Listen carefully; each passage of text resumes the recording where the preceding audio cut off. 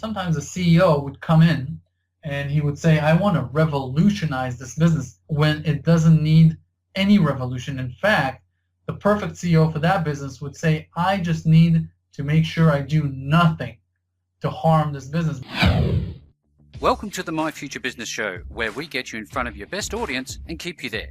Not only are we interviewing the biggest names in business to help you become even more successful, we're inviting you to book your spot on the show to help you grow your business.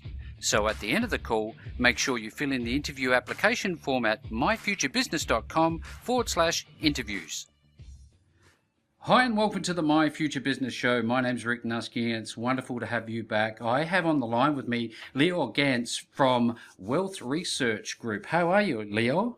Very well. How are you? So I'm doing fantastically well. It's a real treat today because we're going to be talking about investing, cash flow, passive income.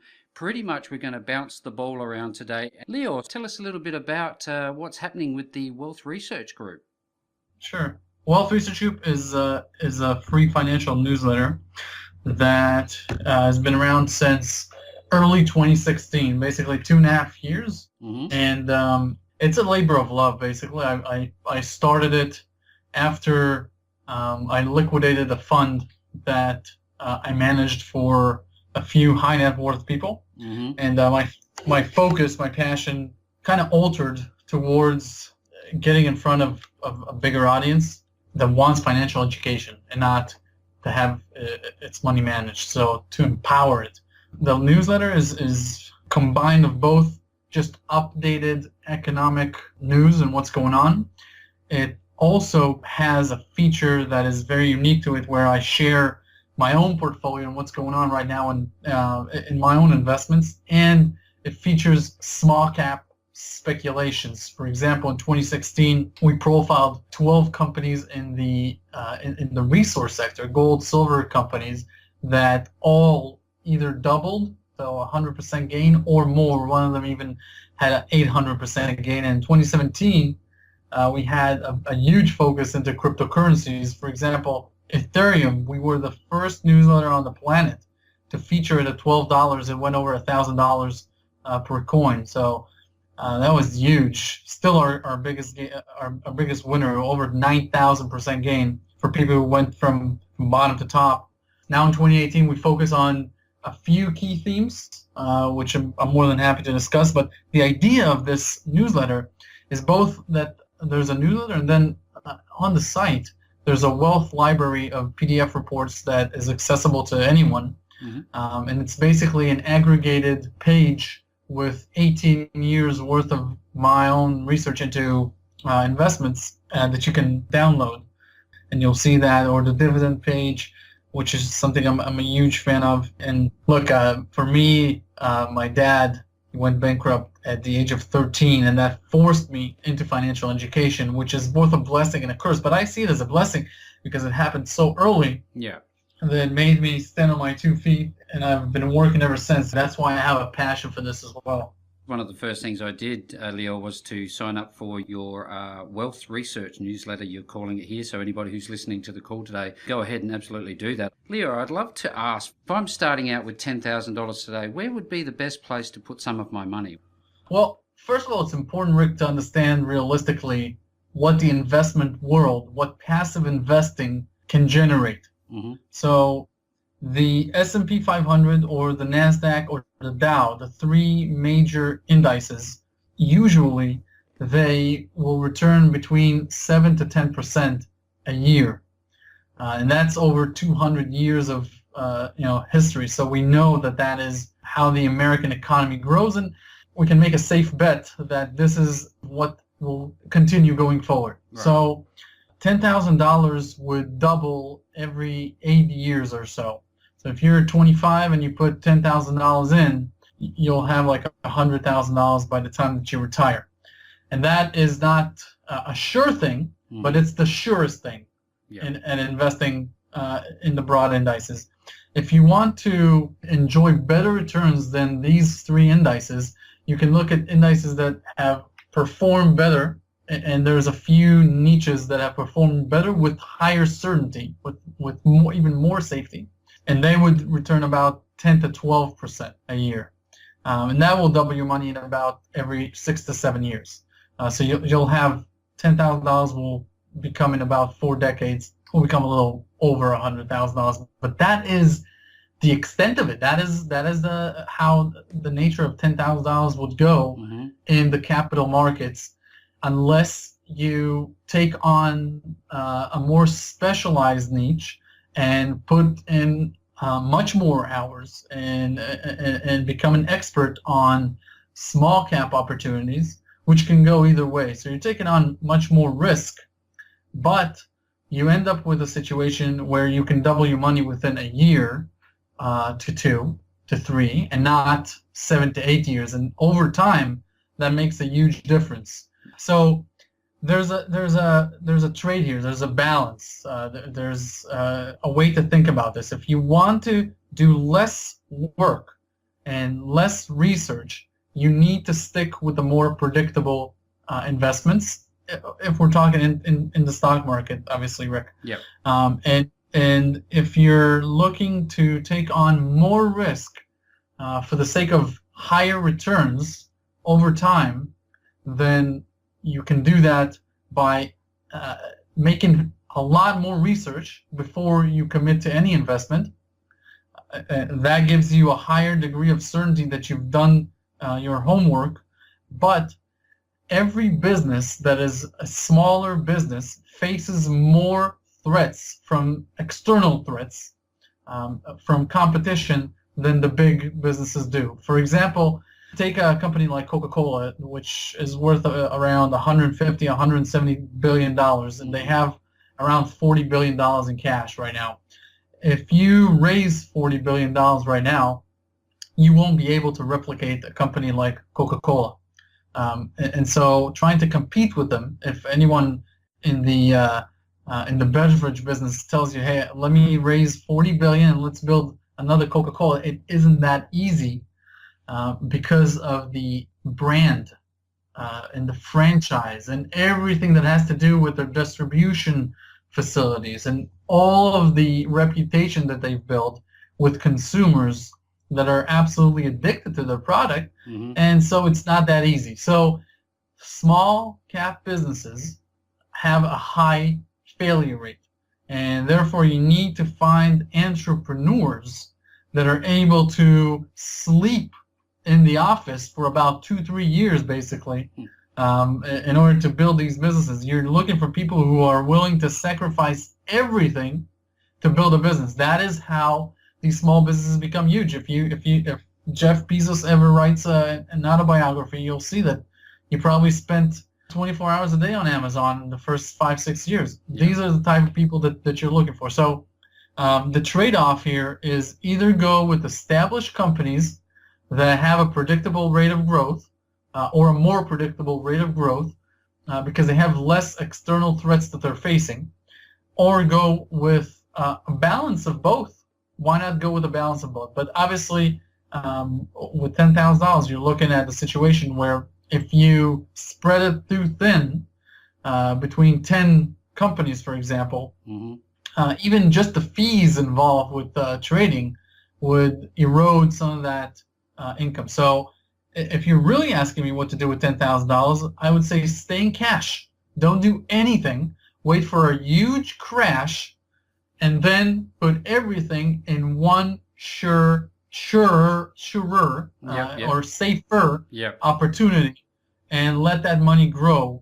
Because the most important thing you can do with $10,000 is understand that something's wrong, and you need to build at least 50 before you can really create an impact in your life. So that is what I would say. That's amazing feedback. Thank you so much for sharing that with me, Lior. I'd just love to come back and circle back on the Coca Cola example. If we look at Richard Branson and his attempt to compete directly with Coca Cola, that was a big flop, and he's quite established, isn't he? Sure. I think Coca Cola is not a business you want to compete with at the moment.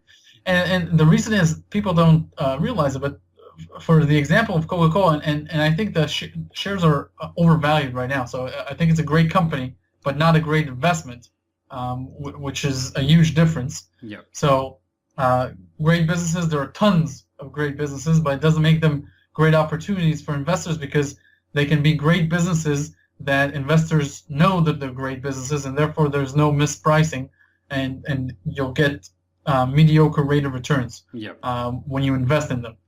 The company itself is brilliant, but the opportunity is not there. But with regards to Coca Cola, people need to understand that they have over 3,000 beverages right now. So one of them is Coca Cola, but the company is it's a conglomerate. It's a beverages. behemoth, isn't it? Yeah. Oh yeah. So I look at the governments of the day, and I wonder the cause and effect relationship between what governments are doing and how that affects your mindset in terms of where you're putting your money down. Is it is it closely related to legislative compliance and change and things like that? Mostly, no. I don't care who runs governments in terms of my investments. The only area where this would come into play at a bigger way is with regards to regulations. So, for example, if you invest in cigarette companies, they enjoy a great competitive advantage because governments regulate that industry and basically block any new entrants from coming in. So if you look back 50 years, and instead of smoking Marlboro, for every pack that you would have bought, you just put money in Philip Morris. Philip Morris has been the best performing stock in the world since the 50s. Every $1,000 invested in 1960 is worth over $5 million today. Wow. So, yeah. So every $1,000, imagine if you had $10,000, you'd be sitting on $50 million. So, what I care about when I invest is three things. I want to buy at a fair price, or even better than fair. So I want to have what's called a margin of safety, and for me to have a margin of safety, the company has to face some sort of a problem that creates a mini panic or a real panic or just a broad panic. So take, for example, 2008, where all companies were sold off irrespective of what's going on inside the business. And I have the perfect example of that, because in September of 2008, I was rafting in the Colorado River for 4 days with no signal. And when I left the river and went up to the area where I got my signal back, I had like over 150 calls and SMS and whatever, and it was about the markets and what's going on, and friends and family and everyone else. And in 4 days, the stock market basically collapsed. But I wasn't part of that panic. So to me, I was just looking at it and say, what happened in the last 4 days to a company like Intel? Is there anything I don't know? Is the are chips done? Nobody needs any more chips anymore for their computers. Why is this company halved in price? And so I had a different, unique perspective over this panic because I wasn't part of it. And that's what you need to look for. Obviously, these events happen once in a generation. So, you can't wait around for this kind of event that happens every 10 to 20 years. Yeah. What you're looking for is either mini panics or just a change in the sentiment towards an industry or towards a company that you can take advantage of. And that is one thing that you really want to seek out. So look for problems all the time. Look for where there's problems that are unjustified in terms of how they're priced.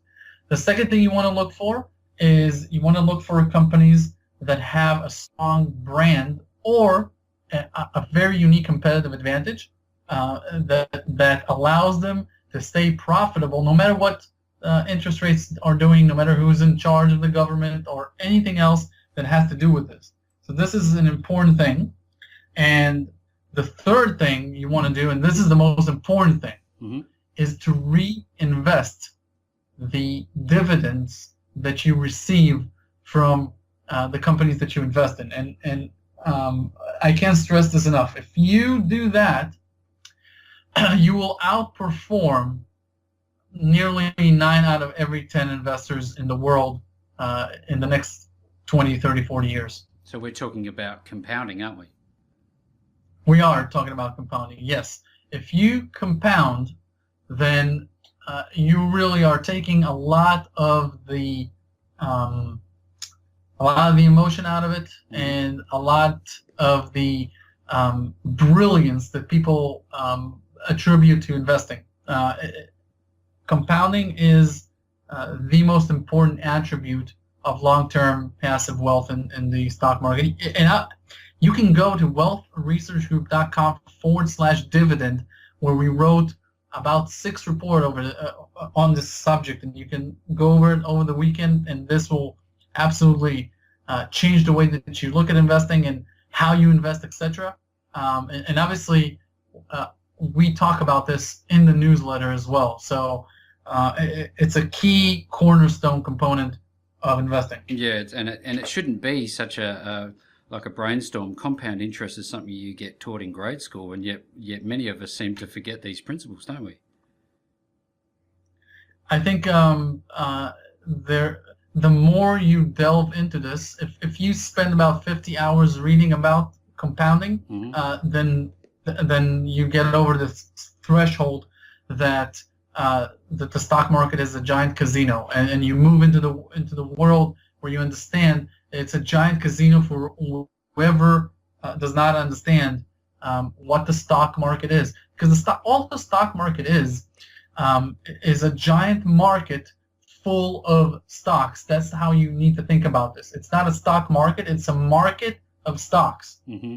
What I love about today's world is the fact that you have so much access over the internet to what other investors are doing. So you can also bounce your ideas off of billionaire investors, people that are serial entrepreneurs and serial investors, and you can see also what other people are doing. So that is further assurance when you are thinking that you're onto a great idea, that you can see that other billionaire investors, not your friends, your co-workers, etc., but people that are in this full-time, are doing sort of the same thing. So that's important as well. I'd love to, if I might, Lior, talk about Warren Buffett's principle of buying in the dip. Is this something that we should all take notice of? Is Warren Buffett, I guess, relative to someone like yourself, someone who's in the past and things have changed, or are his principles sound today? Well, I think Warren Buffett's strategies themselves have changed. Mm-hmm. So the classic value investor, the one from the era that Warren Buffett was born and raised and mentored by, those were the days right after the Great Depression, where companies were available at liquidation cost. Let me just give you an example. Yep. If you look at a business and you say, how much would I generate as the owner if I just sell off everything? The warehouses, the equipment, all of my merchandise, etc. And how much would this business generate for me if I just liquidate everything? And some businesses at those days, right after the Great Depression, they were priced below liquidation costs. So you could actually buy a piece of a business using the stock market where it's priced less than liquidation. And why is that very cheap? Because not only can the company liquidate at any time and you make a profit, but also all of the reputation and the future growth were priced at zero. Yeah. So you are actually buying a company very cheap. There is no such thing anymore. If you see a company selling for liquidation costs today at a stock market, any of the world stock market, doesn't matter any nation, it's probably because the company is going bankrupt. So it's a very specialized niche because the market today, the stock market, is much more efficient than it was back in the 30s. People know more, there's more information, and therefore it's easier to find the intrinsic value of businesses. So it's very hard to find a classic value investing scenario today. That's over with. You might find 3 or 4 companies in the world every day trading at what Benjamin Graham, the mentor of Warren Buffett, found back in the days that he was doing investments. And then Warren Buffett came along and improved on Benjamin Graham's strategy when he got started. But that's not around anymore as well. What he used to do is just buy companies at a huge margin of safety, and then wait for them to go back to intrinsic value and sell them. So that era of the sideways markets of the 60s to the 80s is also over. Yeah. Today, Warren Buffett is doing a hybrid value investment. A hybrid value investment is where he looks for companies that are fairly valued or just about fairly valued, but they are superior companies, and therefore, even if you buy them at fair value, they will overwhelm you with how good they are, and they will create superior results. So that is what he looks for today, and that is what a lot of investors are looking for today. A superior company trading just about fair price. And there are much more of those out there right now than very mispriced companies. It's very hard to find a truly mispriced company in today's world, save for if they have a huge internal crisis that creates a panic by their shareholders that is unjustified. You can find those, but they're not as common as before. So the value investing world has changed quite dramatically in the last 50 to 60 years. You talk about internal conflicts and superior businesses. Are we talking about looking at the people that are running the businesses rather than just the straight numbers to make a decision on whether or not they're a worthy investment? People are the key, but the better the brand, the less importance or the less weight you need to put on the people themselves.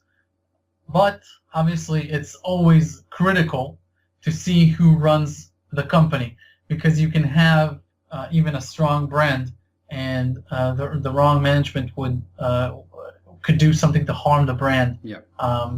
By way of making terrible acquisitions, usually that are costly, or by trying to do too much to a great business. So sometimes a CEO would come in and he would say, I want to revolutionize this business, when it doesn't need any revolution. In fact, the perfect CEO for that business would say, I just need to make sure I do nothing to harm this business. But obviously, ego comes in and tries to do something anyways. So people are what make businesses. So it's always critical.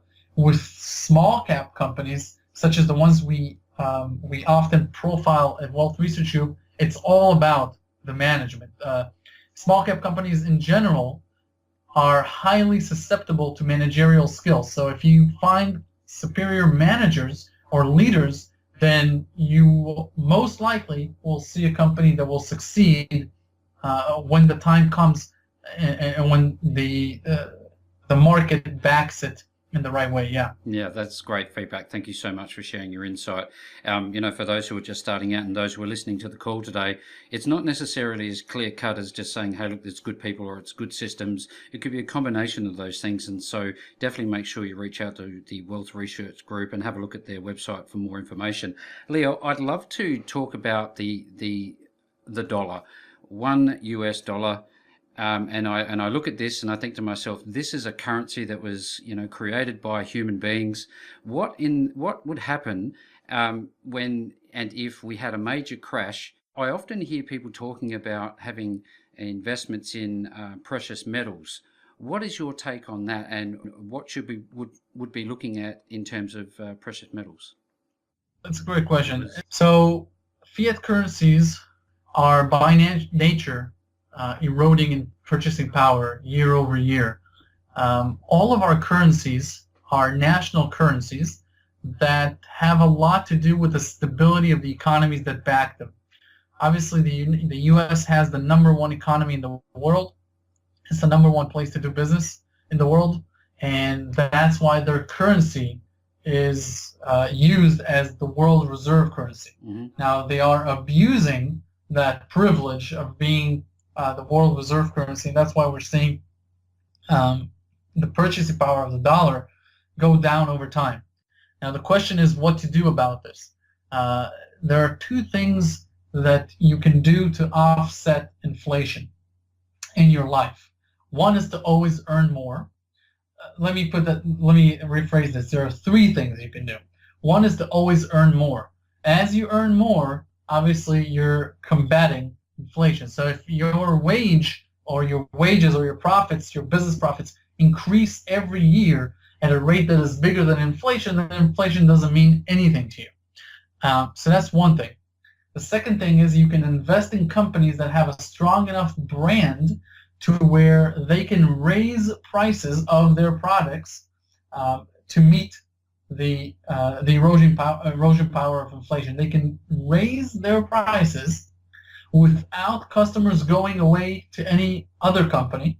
So the customers are still able and willing to buy their products even when they raise their prices, and therefore the company stays profitable in the face of inflation. That there are very few companies that can do that, and therefore it's a very unique type of stock that you can invest in.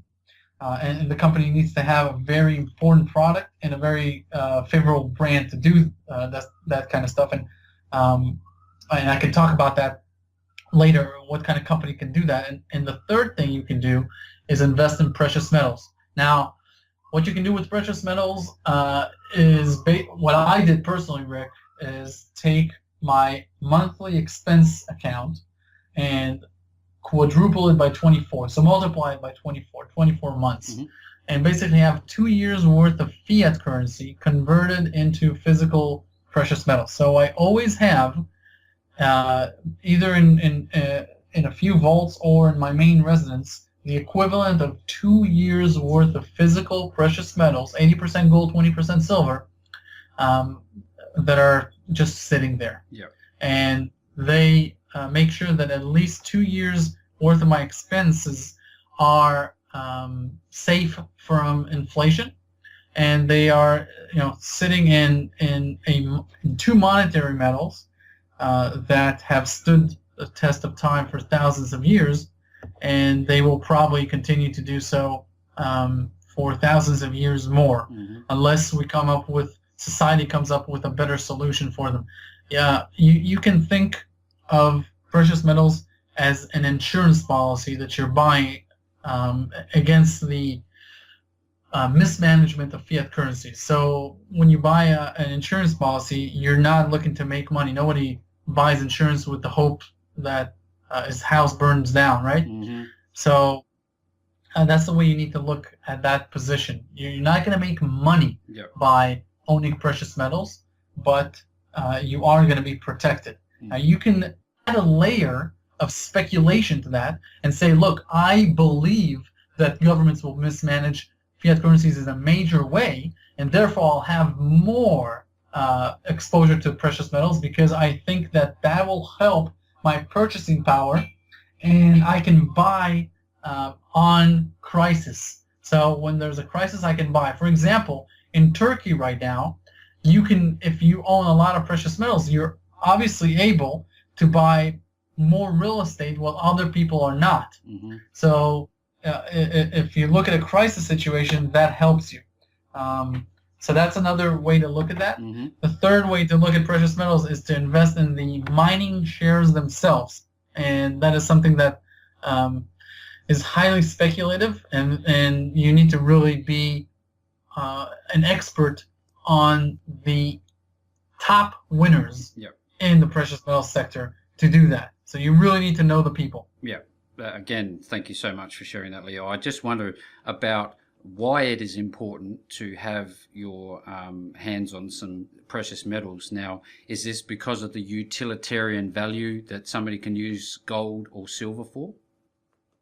Well, gold doesn't have a high utility value because it's used as jewelry.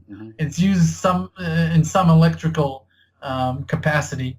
Silver is mostly an industrial metal today. It's not a monetary metal, but the reason to own both of them is because they tend to compound over time since 1971 at a 6% rate of return year over year.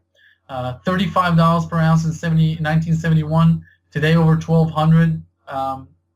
Silver kind of the same way. It was around $1.92 in 1971, and now it's about $14. The idea is that if you take a portion of your savings, your cash savings, and you stuff them in a vault, and you take a portion of your cash savings, convert them into precious metals, and stuck those in a vault, your precious metals are worth more today than the cash you stuffed. So if you compare it to cash, not to stocks, not to real estate, not to bonds, to compare it to straight, cold, hard cash, you'd be better off in precious metals. If you compare them to other currencies, then you're doing well. I'll give you an example.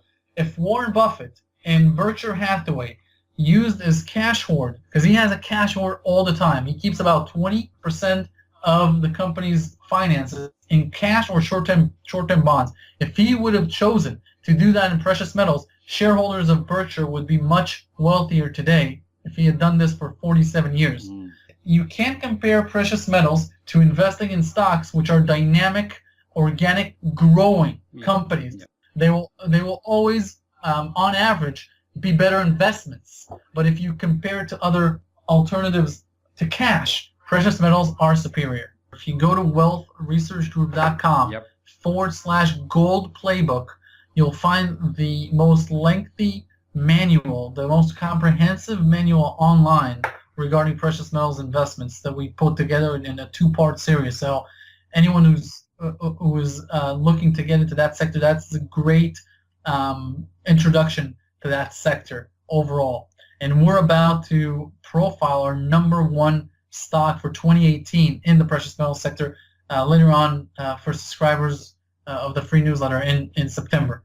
Yeah, that's fantastic feedback. I'd love to use that as a bit of a segue, again, going back to the dollar and start talking a little bit about cryptocurrency and why people are so excited about this at the moment. There seems to be this FOMO, or fear of missing out. Everybody jumps on, but they're not actually sure why they're jumping on. What's your take on cryptocurrencies and blockchain? With regards to cryptocurrencies, WealthResearchGroup profiled Bitcoin at $400 at the early part of 2017, Ethereum at $12. We profiled Monero at about $19. It went over $400 per coin in 2017. We had a big year with Litecoin. I actually interviewed Charlie Lee, the founder, when the price was about $20 per coin. It went over $350. So 2017 was an abnormal, non-recurring opportunity to get involved in cryptocurrencies before everyone knew what they were. So when that happens, and people are buying without knowing the price or the value in a correct fashion, you can see stupid valuations created. So you can see what's called a bubble. Basically, a bubble is where people are mispricing to the upside a sector, an industry, an asset, and once they understand that they're doing this, the bubble pops. And it doesn't mean that the assets are worthless. It just means that they would come down towards their intrinsic value.